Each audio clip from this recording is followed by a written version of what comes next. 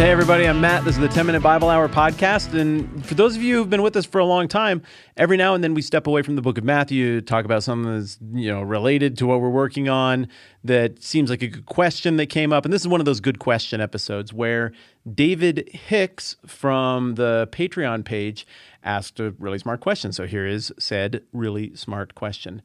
Thanks, Matt, for the great lessons. I guess I'm going to keep all the stuff where he says nice things. You can't imagine how much this study has helped me. Okay, I'm actually starting to blush a little bit. And he says some other nice stuff. Okay, let's just skip to the question. In most podcasts, you make a remark like, quote, the original audience would have, or, quote, the original audience would have immediately thought of, ... Are those statements based on an educated guess, or do we have documents from the era that give us insight into how folks perceived things? Thanks, David from Alabama. First of all, about the Alabama thing. I'd never been to Alabama for an extended period of time until about 5 or 6 years ago, and now I get there a lot, and I really like Alabama. So high five for being from somewhere that I'm a big fan of. Two, that's a really smart question, David. And my buddy, who a lot of you know if you've hung around the podcast or the YouTube channel, Aaron Utecht is in town. And so Aaron, hi, thanks for hanging out. It's great to be here. Thanks a lot, man. Aaron has an exceptionally useful brain. He's good at thinking thoughts about things that you can't see and that are abstract, and I know that even hitting him cold with this question, he's going to have good ideas. So, Aaron, how do we know what the original audience would have known and what the original audience would not have known when we're talking about the Bible? That's a really, really sharp question. It depends on any particular passage. Are we saying, well, the original audience would have understood this word this way, and that's a linguistic question. We can go back and we have multiple places where a certain word is used inside or outside of the Bible in ancient literature, or is there cultural assumptions? And that gets into be a little bit more conjecture and based on reading things back into ancient documents and sources. Okay, well, let's think about something that we just worked on. We're looking at the Matthew 8 passage here a little bit ago about the boat trip over to the region of the Gadarenes on the far side of the Sea of Galilee, and then there are all of these people over there, and Jesus shows up, and he runs into some pig herders and some crazy demon-possessed guys. And if I recall correctly, and I don't actually know for sure at this point, because I don't go back and listen to all of these again and again, but I think that's one of those moments where I would have been like, oh, well, the original audience would have been like this, would have been like that. So what can we say for sure that the original audience would have assumed, like a Jewish audience? What would they have assumed about the people of the region of the Gadarenes as they're reading this in the first century, and how would we know that?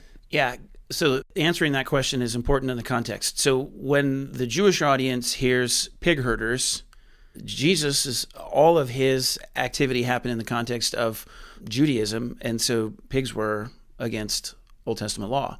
And so there's that question. Now, refresh my mind. The Gadarenes, was that Gentile territory or Jewish territory? It was Jewish territory, wasn't it? Well, it's got to be Gentile territory because they got pigs. Yeah, I think my recollection is it was a little bit mixed. In either case, the pigs were bad. Offensive and gross. Offensive and gross. So how do we know that the original audience would have been grossed out by pigs? Because they were against Jewish law. And that's all over the Old Testament, and it's all over the New Testament, where you can see the early Christian church trying to figure out what are they going to ask Gentiles to do as they come to following this Jewish Messiah named Jesus. What about extra biblically? How would we know that from outside the Bible that the original audience would have been appalled by pigs? I'm thinking of one example. What do you got? Well, I think we're probably thinking of the same massive example. There are other smaller ones, but where Antiochus Epiphanes you're good at slaughtered sacrificed a pig on the altar in the temple in Jerusalem.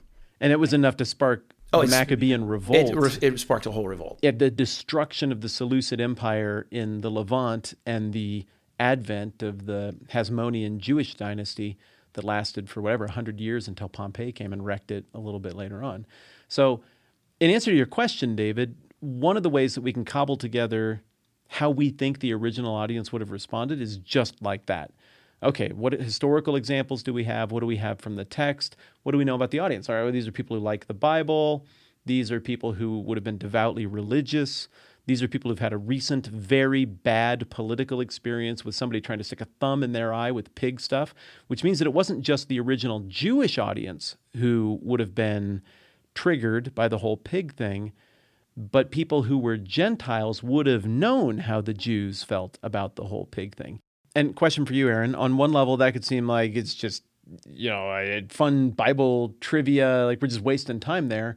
But I think I know you well enough to know that you think that those kind of little details really help to interpret a passage.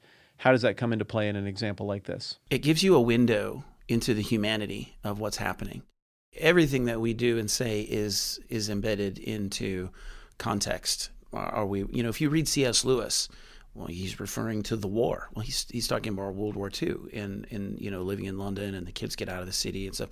Everything that we do and talk about is embedded in culture. And so if we want to get deeper into that, then we can get those things. And the further we get away from the text. Now, sometimes you'll come across a passage in the Bible and there'll be an and the narrator will give you kind of a clue. I think this is in John 4 where John gives the clue, for Jews didn't interact with Samaritans. And he kind of just tells you that straight up. Yeah, and Luke will give you little clues like that from time to time. Those will happen from time to time. But Matthew doesn't.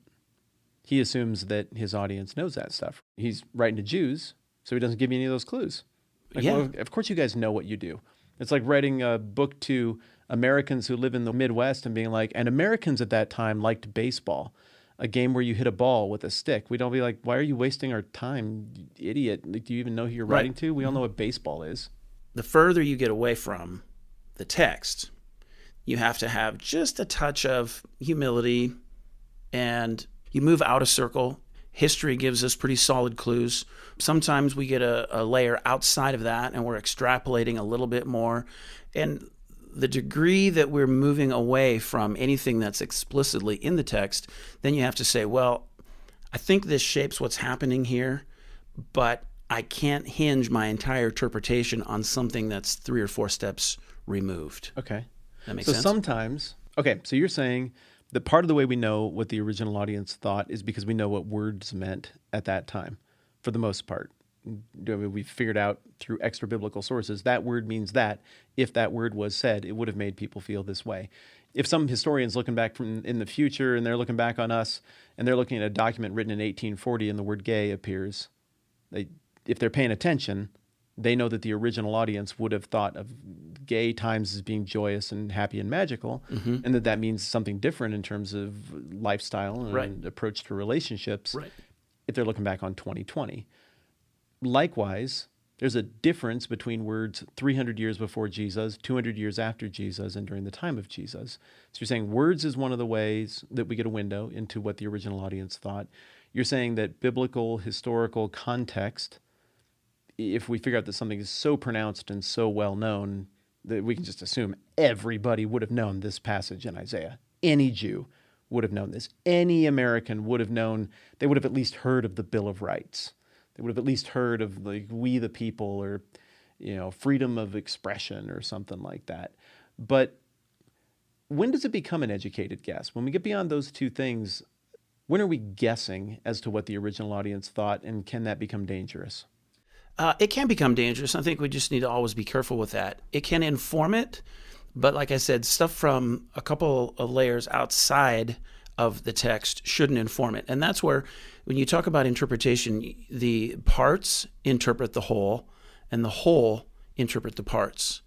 And so if I think, you know what, I think this nuance from history, I think there's actually something going on here in John's gospel or Matthew's gospel, and nobody else has picked up on it. You say, okay, maybe zoom out, and does that seem to flow in the scope of the bigger story that Matthew is telling or John is telling, not just in that particular passage, but in the broader scope? Like, you know what, I think that does fit, or that would be an outlier. I'm going to put that one as a maybe, but I'm not going to, teach that in a college or, in a church or something like that. And that's part of why it just takes longer to go through the Bible the way we do it here. And when I was doing the church thing and talking in front of people, it just took a long time to do it because you have to nuance that stuff out. You have to communicate degree of certainty at times. And if I'm really sure, come on, everybody would have known this. I'm not going to waste time talking about why or laying it out. If people have a question, we can go through that together and I can point out why. like with the Antiochus Epiphanes things and the pig. Like I know everybody's going to know about the pig thing.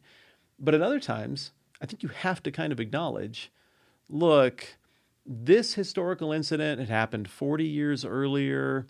It happened a few hundred miles away, but I've got sources from this area that indicate that people were still thinking about it. So it is possible that Jesus' remarks here or that Matthew's remarks here are a vague reference back to this trigger phrase or this key word.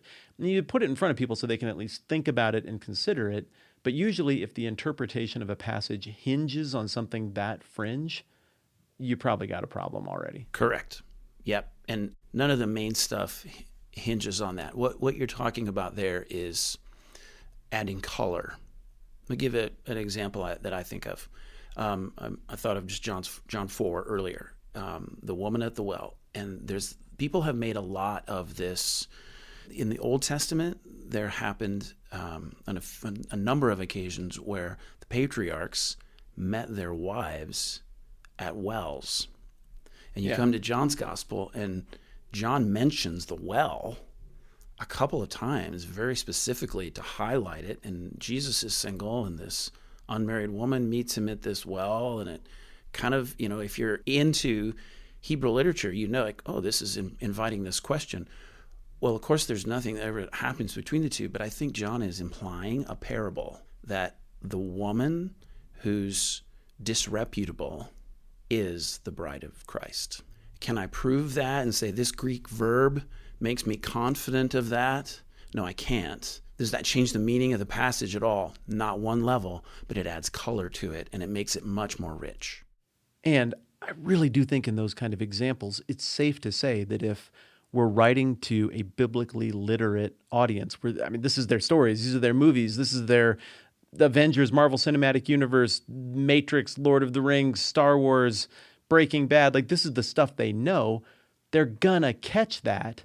The same way, like if you're out to dinner with somebody and then the people you're out with are like, oh, well, how did you guys meet and fall in love? And you tell the whole story and then you're like, and finally she was like, I love you. And I was like, I know.